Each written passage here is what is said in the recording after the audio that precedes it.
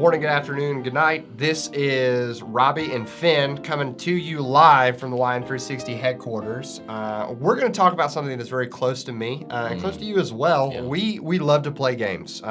We started a new tradition here at the office that during lunch breaks, at least once a week, we play on the Nintendo Switch here at the office. Usually it's just three of us playing judgmentally, or judgment is coming from the other staff members. That's right. But we love games. We do. And we so really do. You have a lot of experience at camps and in youth ministry. And I wonder, do you have a story about a game just bombing? Yeah, I do. So when I was in high school, I was in my youth group, and they decided from stage that we were going to play this icebreaker game that was very similar to wiffle ball.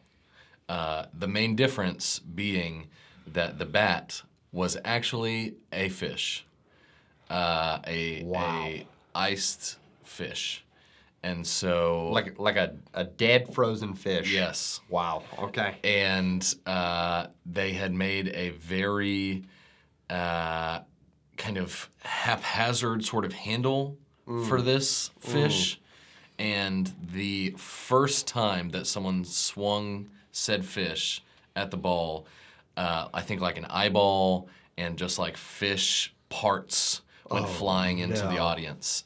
It was not good.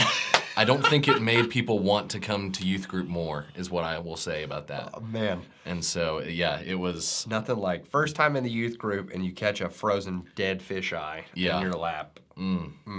Wow. So there are a lot of reasons that games can bomb in student ministry. Dead frozen fish can be one of them. And we want to talk about four things that we think today, if you could avoid these four things, your games wouldn't bomb. And so the first one, why don't you kick us off with the first one, Finn? So really the first one is it's too complicated. So many times in youth ministry, we come up with this incredible idea, but we can't quite explain it simply enough. And at the end of the day, the simpler the idea, the more compact we can make it. If we can explain this game in 60 seconds or less, it's going to be better for our youth ministries. Students don't want to sit there for 5 minutes hearing a game and only have 20 seconds to play it, right? Absolutely. And so simpler goals are going to make for better games. Absolutely. The second reason that games bomb is because they get overplayed. Right? How many times have we seen a game go off really well in our student ministry and we think to ourselves, well, they loved it this week, so let's play it again next week. And then next week, and then next week, and then next week. I love my family to death, but we do this often with board games. And so we find a great board game and we play it once, then we play it twice, we play it a third time, and wow, it just gets terrible over time. And the same thing happens in your student ministry. If you play this game too much, then you're going to end up with games that just lose their luster. That's right. And so solution there is grow your game pool. Find different games. Do a quick Google search maybe. Find some different games. What's our third one? Yeah, that's great. So the third one is similar to my scenario. I do not believe that a lot of games are tested. That's fair. A test is incredibly important. You know, we're preparing right here in the office for Generate this summer, and we are testing games almost every day.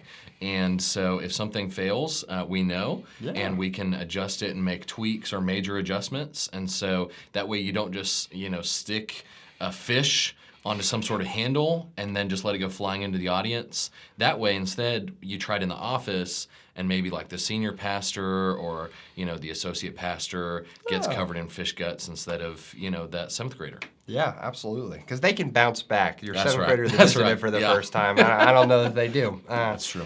Our final thing is that the leader wasn't ready. Yeah. We prepare our services and our sermons. We put a lot of thought into them. And I'm not saying that you need to put as much thought into your game as you do your sermon. Let's be honest here and put the value where it needs to go. Absolutely. But I do think that a lot of student ministers will walk into a service and they just think the game's going to come together. And so I don't need to know the game or anything like that.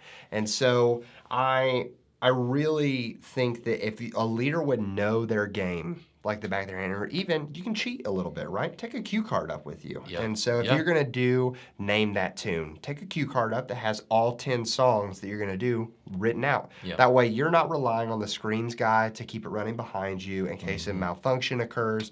You've got it all ready. And if you know your game, you can kind of MC it a little better, right? You see that MC be more comfortable on stage, build the energy, play with the audience a little bit if leaders know their game. So what's the solution here? Know your game like you know your cell phone. Yeah. If you want to go find the Maps app on your cell phone, you know exactly where it is. If you want to find the text app on your cell phone, you know where it is.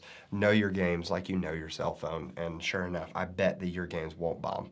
That's good. We here at Wine360, we crush hassles. And one of the ways that we love to crush hassles is games. Right? Have you ever used a Games by Wine360? I have. Yeah, we actually use them every summer, and so you'll see them from stage at our Generate camps.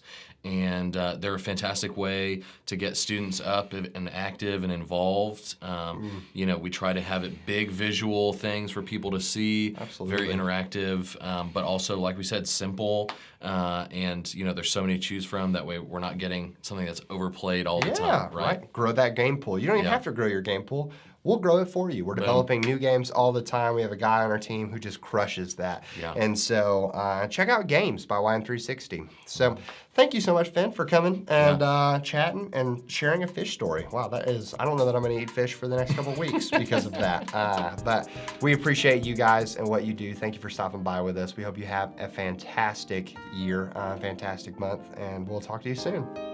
See y'all.